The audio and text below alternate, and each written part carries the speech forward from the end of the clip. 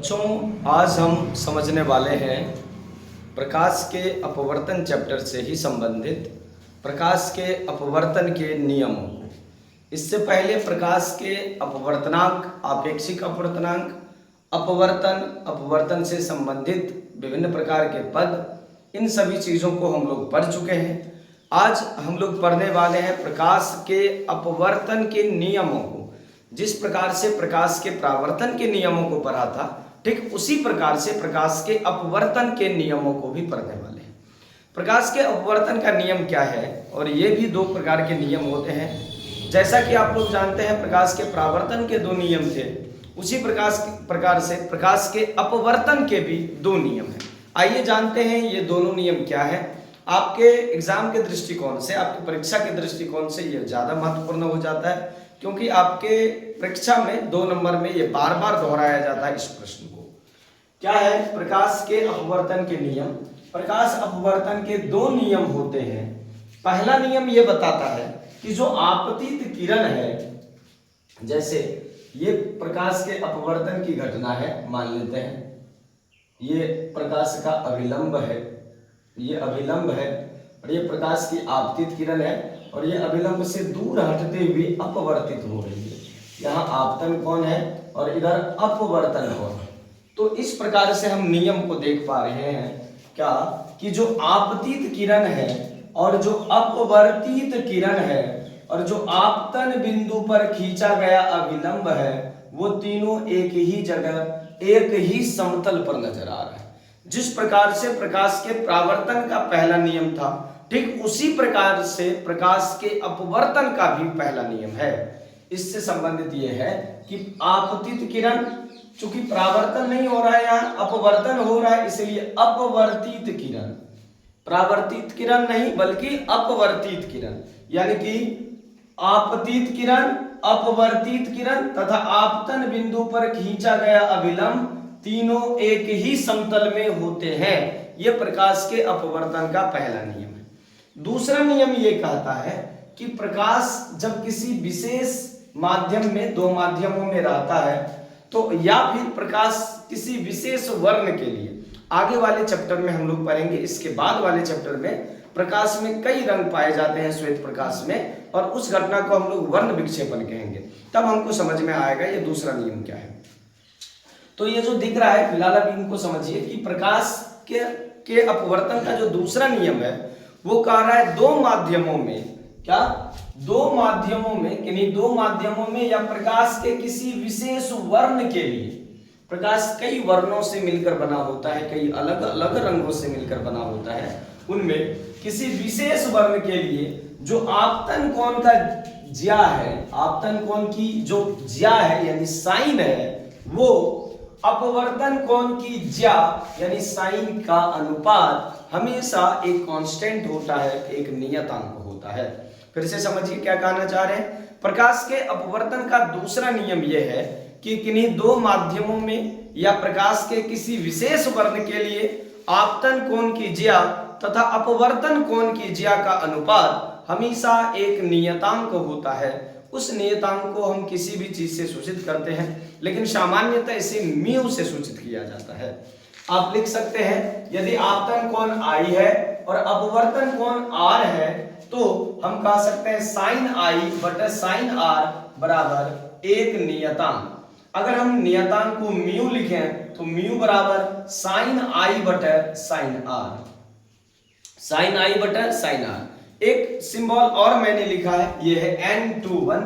यह है क्या, इससे पहले हम इसको आपेक्षिक अपवर्तनांक के समय पढ़ चुके हैं कि माध्यम 2 का माध्यम 1 के सापेक्ष अपवर्तनांक के लगभग बराबर होता है, ये जो है साइन I बटा साइन R यानी नियतांक या कांस्टेंट। इसीलिए मैंने इस सिंबल को भी लिखा है कि माध्यम 2 का माध्यम 1 के सापेक्ष जो अपवर्तनांक होगा, वही अपवर्तनांक इस साइन I बटा साइन R के बराबर होगा, यानी आपतन कोण की ज्या और अपवर्तन कोण की ज्या का अनुपात भी म्यू या फिर N21 होता है।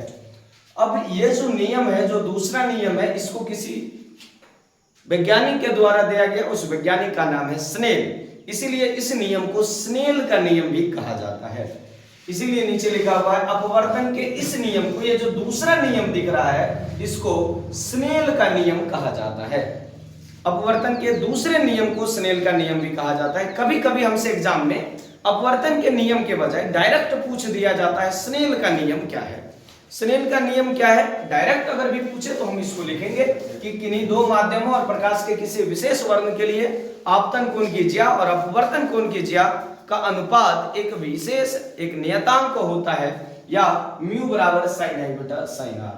अब हम स्नेल के नियम का जो सिमेट्रिक फॉर्म है उनको समझते हैं कि सिमेट्रिकल फॉर्म क्या है, यानी सममित रूप क्या है, जिसकी चर्चा मैंने यहाँ की है।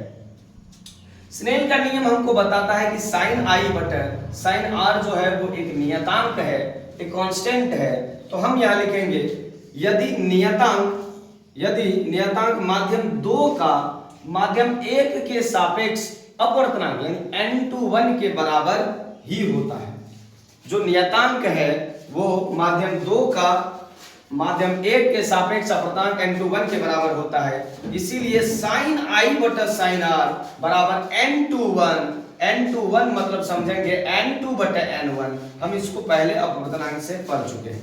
अगर हम यहाँ देखेंगे तो साइन आई गुना n1 तो वही लिखा गया है n1 इंटू साइन 1 साइन आई और n2 इंटू साइन आर। ये जो फॉर्म आया है इस रूप में, इसी रूप को हम लोग स्नेल के नियम का सममित रूप कहा जाता है।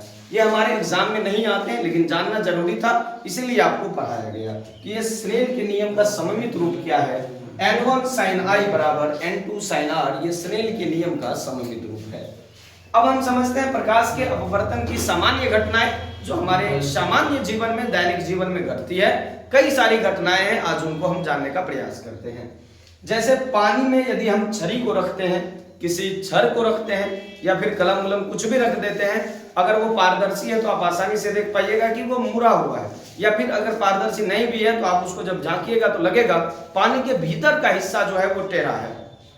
ये प्रकाश के अपवर्तन की घटना है। तो पानी में रखी हुई छड़ी का मुड़ा हुआ दिखना प्रकाश के अपवर्तन की घटना है। पानी से भरी बाल्टी की गहराई का कम दिखना, यदि आप उस पर गहराई कम दिखता है अगर कोई बाल्टी, या फिर आप किसी नदी किनारे गए हैं और पूरा साफ है, पानी आपको स्पष्ट नीचे जमीन दिख रहा है, अगर आप सोचेंगे कि इसमें उतरने की कोशिश करें और आपको लगेगा कि बहुत ही कम पानी है, मुश्किल से घुटना तक जाएगा, परंतु वो बहुत ऊपर तक चला जाएगा। ये ऐसा इसीलिए हो पाया क्योंकि पानी जब भी रहेगी तो अपवर्तन के कारण वो जमीन जो है उभरा हुआ प्रतीत होता है।